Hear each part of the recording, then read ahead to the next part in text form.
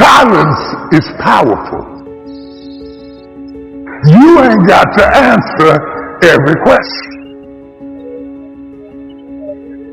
You have not got to absolve every curious bystander. Stop making it your mission to change the mind of your accuser. Jesus did the same thing on Calvary when he got ready to go to the cross. He answered them not a word.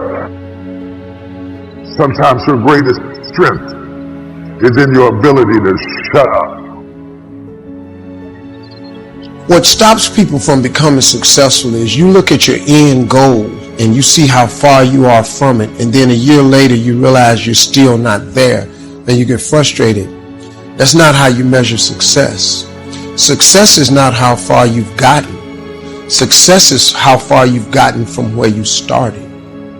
And you have to take inventory of your life, man. You gotta, as a young person, you gotta go, okay, I'm 19 and I got my first speaking role. The average person don't get the first speaking role at 19, man. So you gotta be okay with that. And I'm gonna drop this piece of jewel on you, man, that success is a process. It's an arduous process. I'm still in the process. I gotta mentor boys. I gotta change as many young men's life as I can before I leave this world. I can't. See, I have an affection for it, especially for young people, man, because I've been young and I wanted it so bad and I had nothing. Man. So you gotta understand this thing called success is a process. Set your goals, but understand it take a long time to make a lot of money. You hear me, man? It take a long time to make a lot of money. Quit looking at Instagram. Instagram is people's highlight reel. That ain't really how they look. They got one Birkin bag that ain't a real one, and they got it on Instagram and they showing you the clasp open and all that, and they got a filter on it and they look perfect. They don't have a bump. That ain't life, man. Instagram is a highlight reel. That's their best picture they posted that day. You know how many shots they took to get that picture? Don't get caught up in none of that. Get your grind on, hustle. Put your head down. Quit looking up. Get your head down and hustle. Hustle. Listen, man, the dream is absolutely free. The hustle and grind is sold separately. It's two different things. You know, dreaming is one thing. Goals is putting work clothes on your dreams. You got to set goals. When you set goals, you take your dreams and you don't put work clothes on. You got to hustle, man. You got to talk to God every day. If you ain't talking to God, you're making this thing way harder than it's got to be. You got to include God in the mix or you're going to be struggling. Listen to me, I struggle. God, you don't put God in this thing, you're going to be wandering around for a long time trying to figure it out. If you died today, what dreams, what talents, what abilities, what gifts, what ideas would die with you?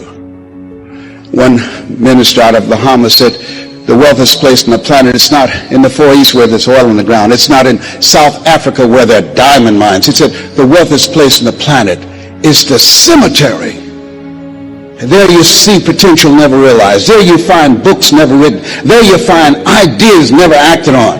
Maybe that's why Henry David Thoreau said, oh God, to reach the point of death, only to realize that you've never lived. Only to realize that you've never scraped the surface of your potential. Let us say again, live full, die empty. And so as you think about your goals and dreams, I'm suggesting that you set aside time every day, if you're not doing it already, reading 10 to 15 pages of something positive every day, listening to audio programs, investing in yourself to expand your mind for what it's possible, to develop a spirit of optimism. And then the next thing is, let us say together, it's necessary. You see, not only is it possible that you can live your dream and that you have to sell yourself on that every day. There's an African proverb that says, if there's no enemy within, the enemy outside can do us no harm. I didn't do this for 14 years because I convinced myself I couldn't do it. I would go see the late Zig Ziglar and Jim Rohn and the late Dr. Norman Vincent Peale, and I saw Tony Robbins, and my heart said, I could do that. You know, man, your dreams have to be bigger than all your fears. If you see, that's why you have to have big dreams. Because your dreams have to be bigger than all your fears and all your consequences. What makes people go back is you dream too small. See, your problem in life ain't if you aim too high and you miss it. Your problem in life is if you aim too low and you hit it. That's, you messed up now. So when you aim to the moon and you miss, you still amongst the stars. So it kind of keeps you motivated a lot longer, man, to help you push through. Because everybody's going to have a push through moment. Because everybody has a turn back moment. The key to making it is you can never turn back. See, God is always coming. See, look, man, when you ask God for something, God boxes it up, put your name on it, and he ships it the day you ask for it. As soon as you ask for it, he ships it. The problem with the package is, he never tells you the date that it's going to arrive. If he did that, it would destroy the one element that he requires, your faith. So God sends your package, but he only delivers to Faith Street. If you step off of Faith Street and you go over here to I Don't Believe It Boulevard, he don't ship there. If you step over here to I Don't See How Avenue, he don't ship there. If you step over here to Ain't No Way Circle, he don't ship there. The package only goes to Faith Street. What happens to the average person is that when the package arrives and you ain't on Faith Street, it's just like the post office and FedEx, UPS. If you ain't there, the package got to go back. You know how many packages you got in heaven that got sent back? This is real talk, man. This is how it works. Being successful, y'all, is not a magic trick.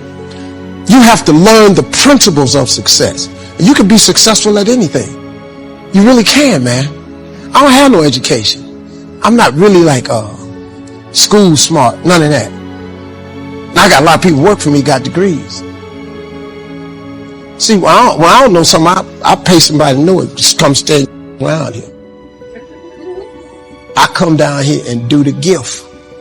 I keep telling the jokes. I'm telling you, God has an incredible life for you. All you got to do is ask him for it. Be willing to put in the work. But now this work part is hard. Success is hard. But let me ask you a question. Ain't not being successful hard too? So now which hard you want? You want the hard with some options and some benefits, or you want the hard with ain't nothing going on? I'm going to take the hard with the option and benefits. Give me that hard. Let me try that.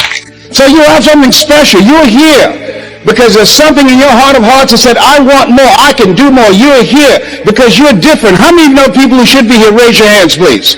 Yeah, so you're here because you're different. You're uncommon. One man said, I choose not to be a common man. It's my right to be uncommon if I can. I seek opportunity, not security. I do not wish to be a kept citizen, humbled and dulled by having the state look after me. I want to take the calculated risk, to dream and to build, to fail and to succeed. I refuse to live from hand to mouth. I prefer the challenges of life to the guaranteed existence, the thrill of fulfillment to the still calm of utopia. I will never cower before any master, nor bend to any threat. It's my heritage to stand erect, proud and unafraid, to face the world boldly and say, this I have done. Give yourselves a round of applause for having an uncommon desire to reach your goals, to achieve something great with your life. Bring your level of energy up.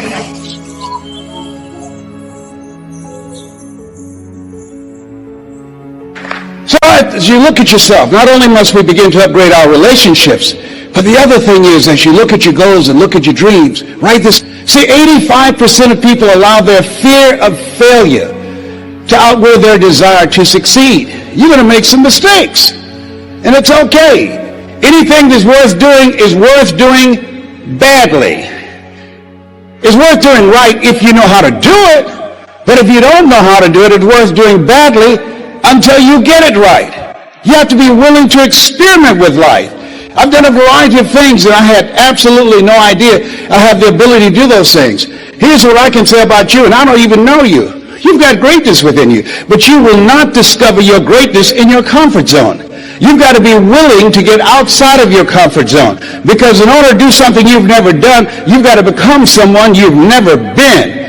And most people, they go to their graves with their greatness still in them. Maybe that's why one woman said in a moment of anguish, what if you live your whole life only to discover that it was wrong? Here's something else as you think about your goals and dreams. What's your why? Why do you want to do it? What drives you? This is my mother. She was 46 years old when she adopted first Wesley and I, and then 5 other children. And she was a driving force in my life.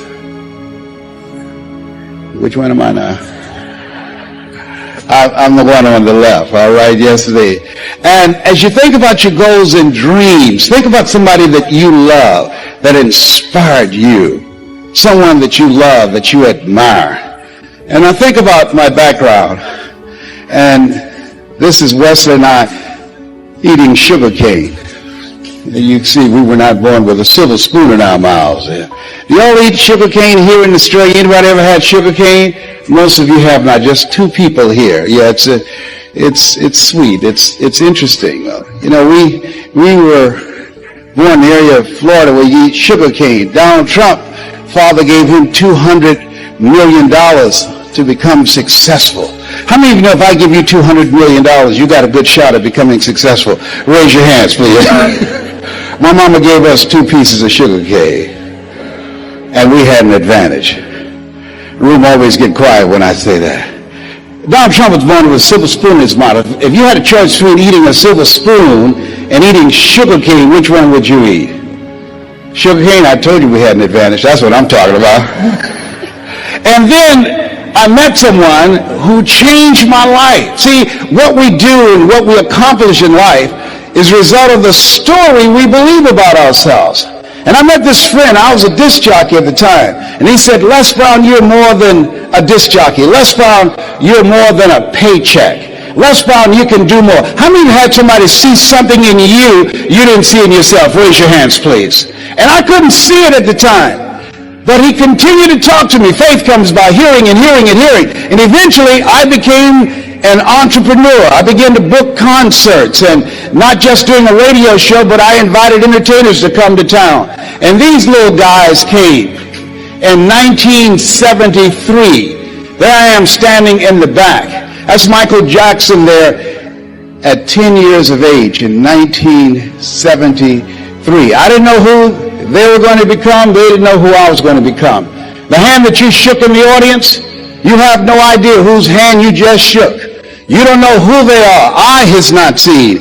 Ear has not heard. Nor is into the heart of mankind what God has in store for that person whose hand you just shook. That person, they have greatness within them. And you have greatness within you. And to prove it, you were chosen 1 out of 400 million sperm.